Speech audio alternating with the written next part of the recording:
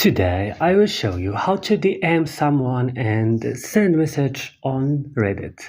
So just follow and watch this video till the end. Open Reddit like this first, and after that search for the person that you want to send him a message.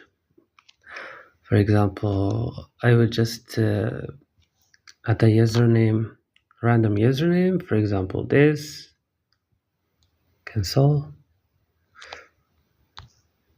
So this is the person that I want to send him a message. So what I should do, I will go and click here on the message icon and say, for example, hello, and click send, and that's all, guys. Where you can find your messages, just come here and click on chat, and here you can find it.